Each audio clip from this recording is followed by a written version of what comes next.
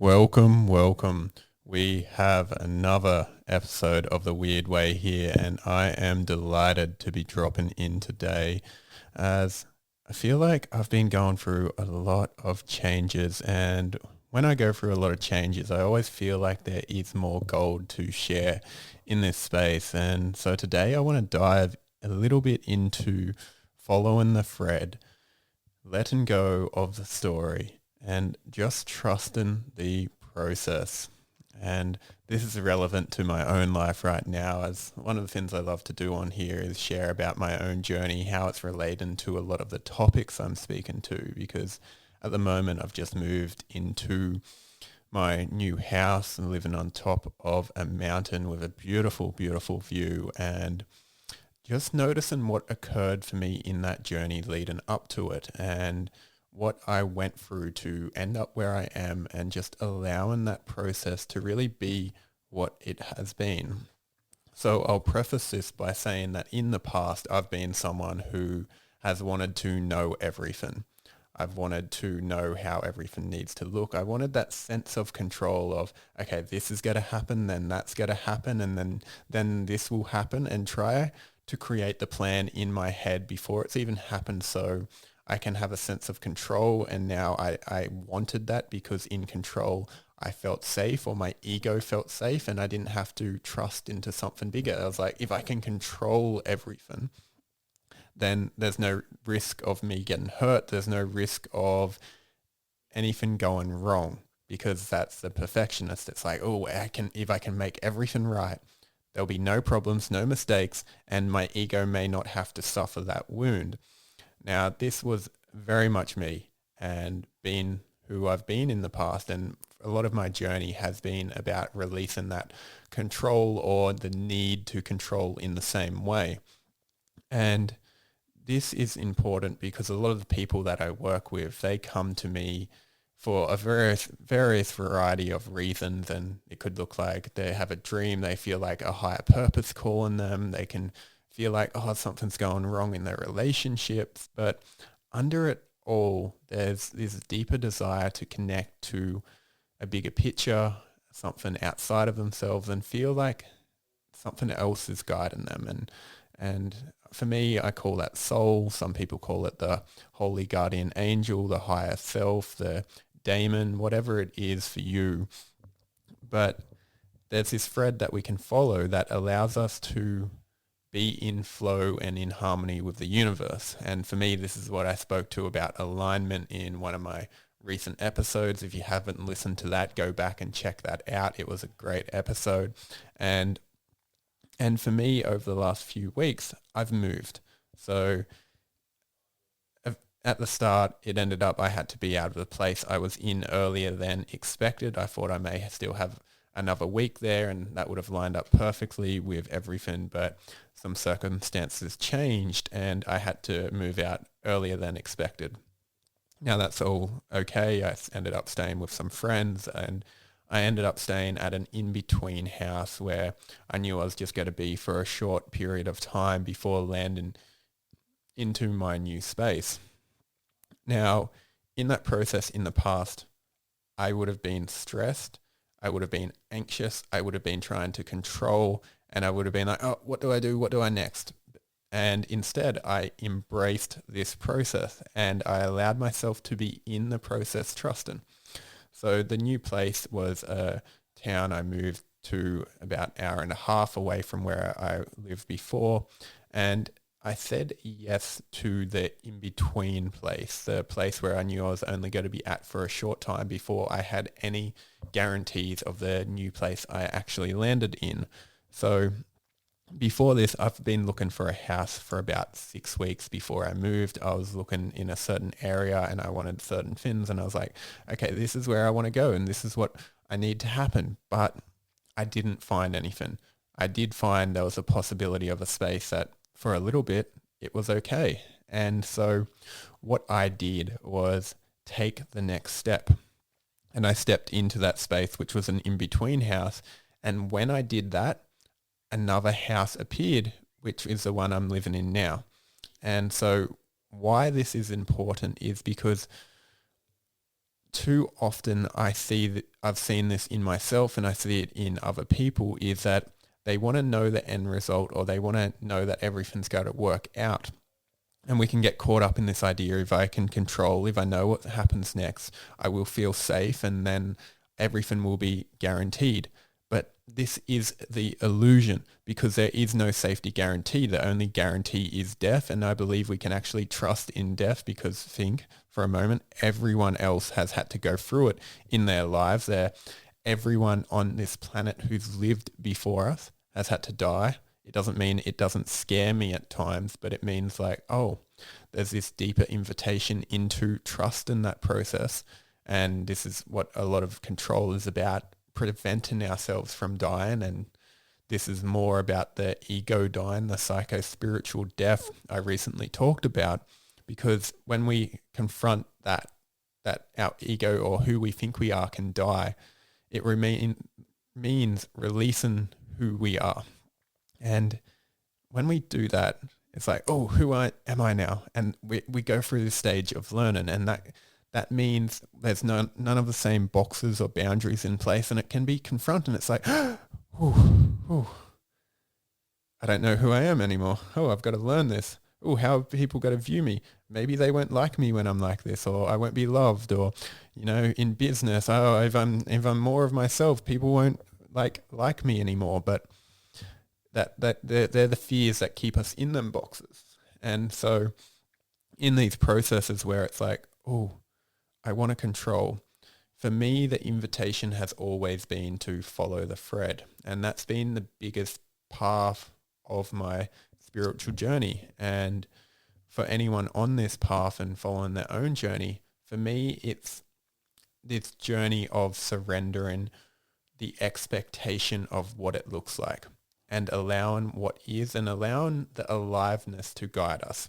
And I've noticed this many, many different times on my own journey. Like when I started this work, I was obsessed by breath work. This was like the first kind of thing that called to me in the spiritual world.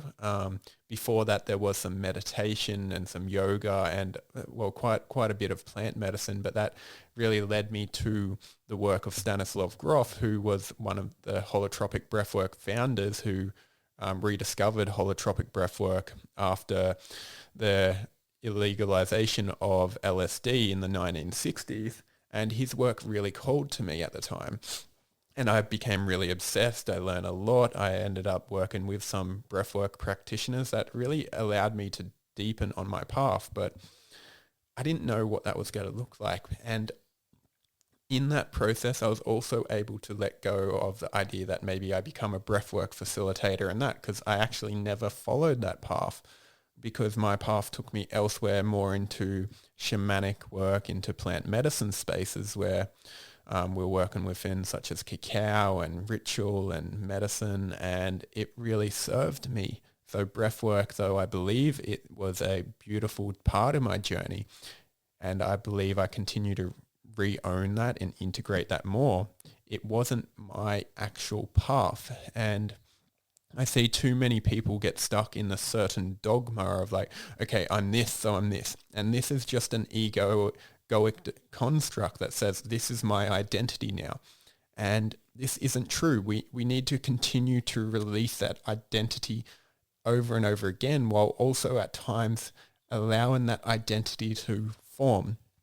And this seems like a paradox. And if you haven't guessed yet, I deal with a lot of paradox, because like at the moment I'm speaking, I'm creating a podcast. I've created a podcast. So I am, in a sense, leveraging the identity of Dean and his knowledge to create a brand. Like if you think of my social media as a brand, because that's what people associate with me, I've leveraged my egoic construct of my idea of Dean to create a blueprint of me in the digital world. Now, what this does is it allows people to connect and have a sense of who I am as an individual.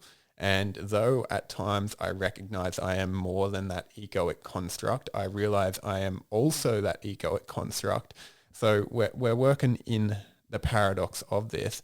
But what happens along the way is I find there's I feel it's like the infinity sign where at times it's like, okay, embrace ego, let it go. Embrace ego, let it go. It's this death and rebirth cycle that we're talking about. And I'm sure if you're listening that you've gone through your own deaths on this journey where it's like, oh, I thought I was this, and then I need that to die so I can become who I am. And any time I've said yes to a container or said yes to something else, I find that happens. Now the process now is a lot less intense than it has been in the past, and I believe I've spoken about this in my earlier episodes, but it's this acknowledgement that, oh, okay, I'm releasing this identity.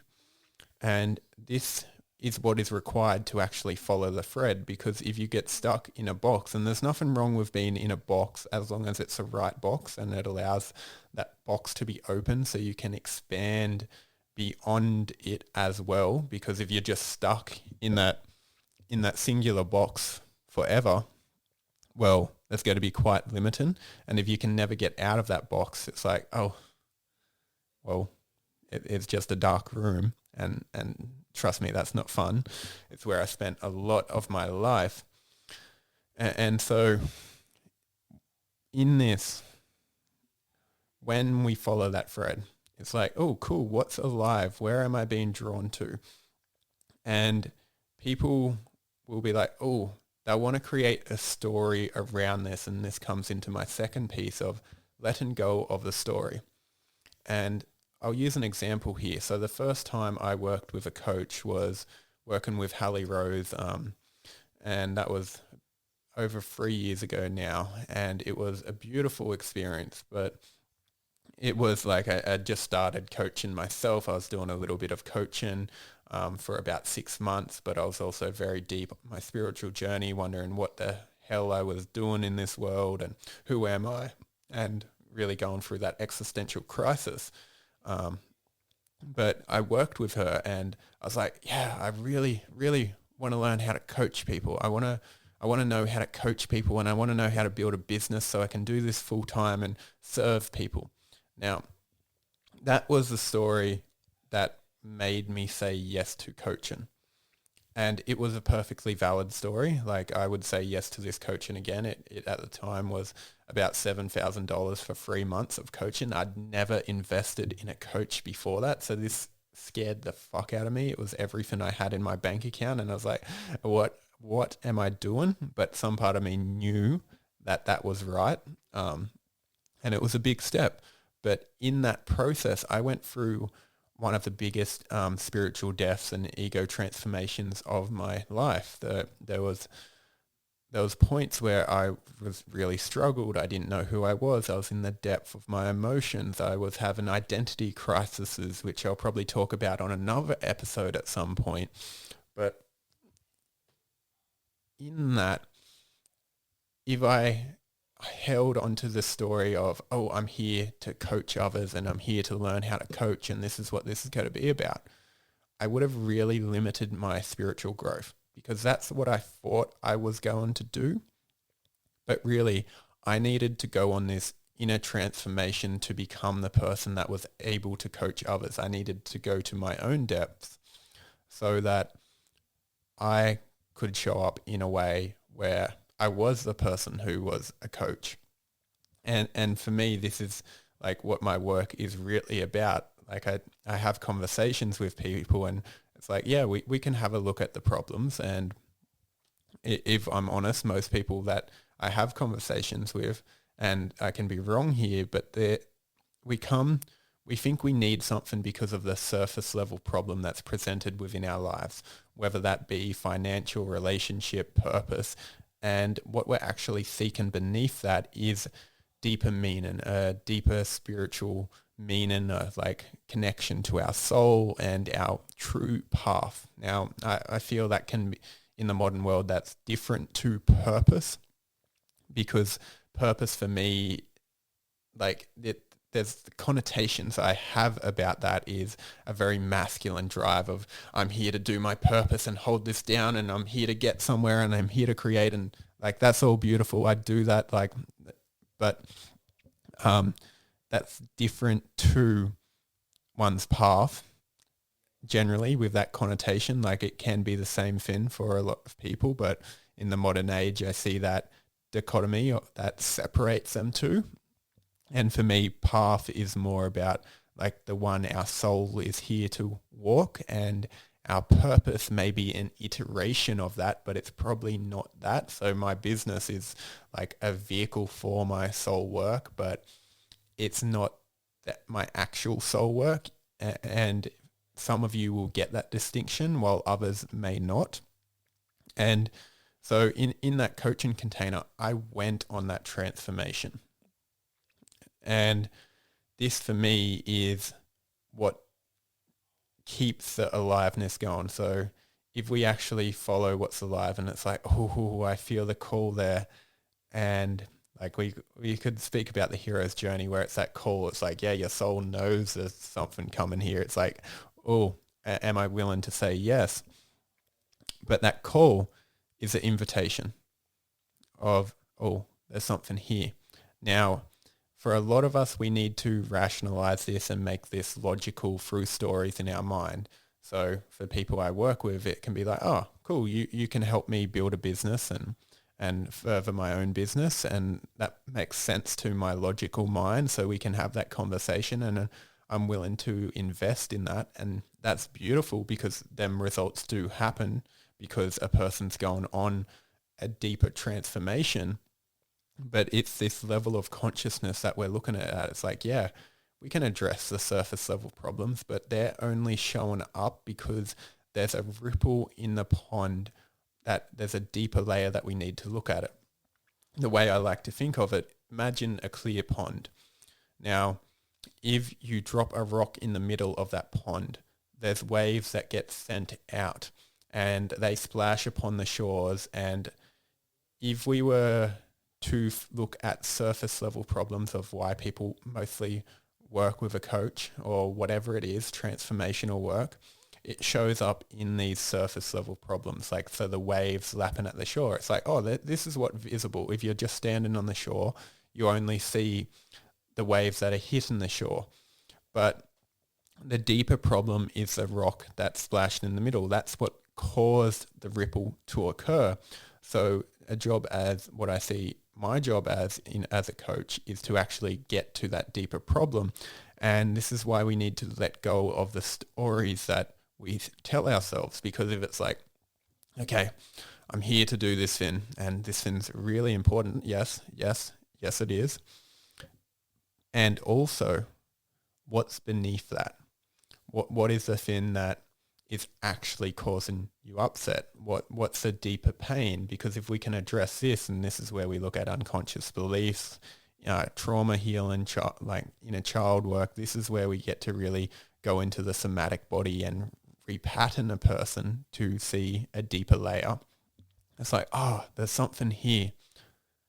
And then when we work with that, it's like, oh, naturally the waves stop. If we, this analogy loses itself here, but if there's no rock that falls in the pond's got to stay flat. And so we don't need to worry about the waves coming to shore. There's just no waves. And of course we probably want waves in our life, and everyone learns this, that when we up level, hey, we still have problems. They just probably get better. And if your problems aren't getting better, well, that in itself is a problem and something that should be looked at. But that's the invitation to have a look and be like, oh, right, my problems, they're not getting better. Why is that? Oh, I'm not following my path. And I've spoke about pain before, where pain often just comes from our soul calling to ourselves. And it's like, yo, come back here. You're going the wrong way, man. And I feel that deeply. So I've talked on that on another episode. If you want that deep dive, I believe it was in the psycho-spiritual death and depression, which makes sense because that for me is what depression is, that period where our soul's like, yo, this was the wrong way. You're not being who you are. So here's a better way, or here's a choice to make so you can decide if you want to go a different way. And if you do, we got you. And so what I really want to iterate here is that the spiritual journey is one that will ask us to release a lot of the ideas about what it means to be spiritual, what the spiritual journey looks like, and go beyond a lot of the cultural conditions, societal expectations, and also self-identification with certain labels within it. And so, like for me, this is why I'm talking about business and spirituality. I see the two deeply linked, or they can be deeply linked. And if you listen to this, I'm assuming that's probably somewhat of your path, is that, yeah, business can be a reflection for ourselves. It's a way for us to see ourselves. And I know for me, a lot, like I talked about this, the surface level being the invitation for something deeper. And I can see that with my business. Like my business has just been a drive for myself to go on my own spiritual evolution. Because at the start, it was like my first coach was like, yes, I want to create clients and I want to know how to coach people and I want to serve. And then I went on my journey. Now, a lot of the things I've done, I've invested in because of my business, because that allowed me a level of justification. Now, it was probably never about my business truly, because most of my containers have actually just allowed deep transformational and spiritual growth. Now, through that process, my business has expanded because I've become the person that naturally has a business that is expanded. Like the person who started my journey isn't the person that's sitting here talking now. They're two very different people. And this version of myself is someone who has a successful business and is able to operate that, coach people, help people, serve people. And so really it was about going on that journey to become this version of myself. And this is what I want to tell you, is that the goal may feel surface level. And this is beautiful because originally any goal will have some level of surface levelness to it. It will be attached to the level of the identity. It will be like, I want to go to the gym to look better and have big muscles and attract women. Now that's great. That's a great goal to have. But after a while, a person, if they continue on that journey, they'll get to a point where it's like, cool, I've got the body, I've got the muscles.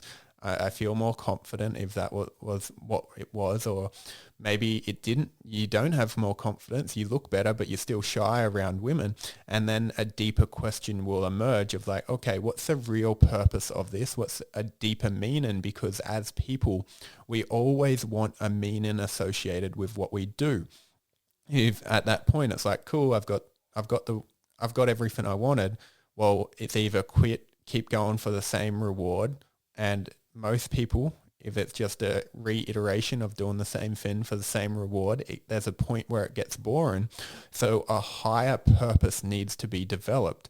Now, this higher purpose, if we're using the gym example, could be like, oh, I'm doing this for mental clarity so I can have purpose and feel more energized when I'm working on my mission, so I can have a bigger impact. Like that's another level of looking at the gym. It's a tool to maintain the body and up-level the body. Now, this is a higher purpose than vanity metrics, which was originally the goal.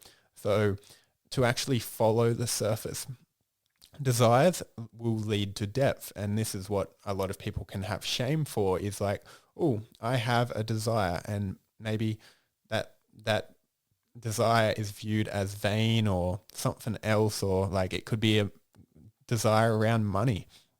Like I know for me, that was like a big one hard one to own, was like, oh, I desire to make money. And I was like, oh, I'm spiritual. I can't own that. And I was scared to own that. But when I began to own that, I started to think in a different way. I was like, oh, I desire money, yes, to have a better lifestyle and to provide for myself in a way where I work full time for myself.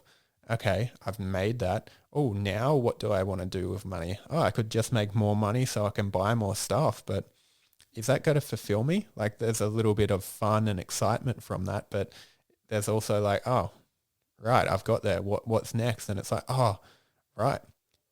now when I look at money, I'm like, there's a deeper meaning, because I know when I make more money, I can have a deeper impact. I can invest in my own journey and development, and then learn from teachers, so then I can have bigger impact and affect more people and help more people.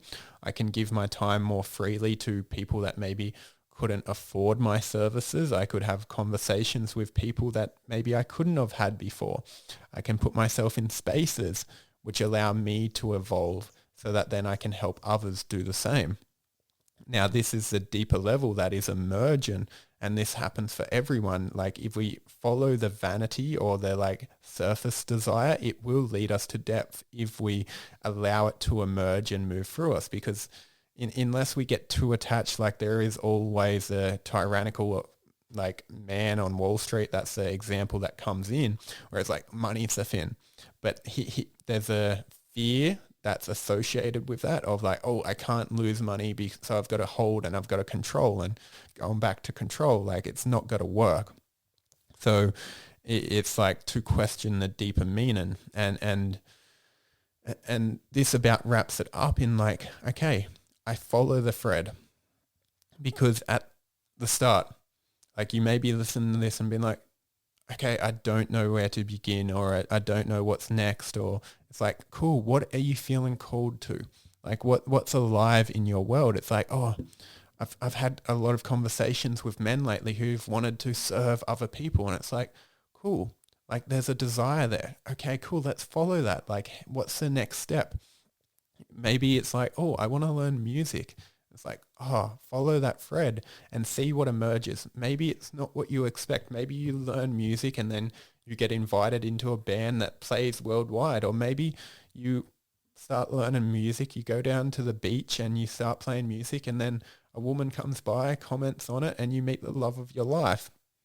And it's like, oh, we don't know the reason of the why. But there's a aliveness in ourselves that if we give ourselves permission to follow, it will lead us somewhere of more depth, of more interconnectedness, and a deeper meaning in this world. And if we can release the stories along the way, something will reveal itself that will then give that person meaning, fulfillment, and a deeper sense of why in this world. And in this process, they'll deeply connect themselves to their soul and to why they're here. So I'm going to leave that there. That felt like a mic drop moment. I'll be back next week. If you haven't yet, please rate this podcast. It helps spread this, get it out there. I'm going to be inviting other people back on the podcast in the next couple of weeks. So if you have anyone you feel would be suitable for this podcast, please reach out, send them my way. And at the moment, I've got a couple one-on-one spots open. So if you're looking and interested in this work, or you want a conversation, reach out, send me a message. I do a free call for people that feel like a right fit. There's no expectations. I do just love to help people, especially when they're aligned in this work. And if there is deeper work to be done, so be it. But at the moment, let's just have a conversation, see where you're at, and get to know each other. So much love. This is Dean Bentley on The Weird Way. Have a beautiful day.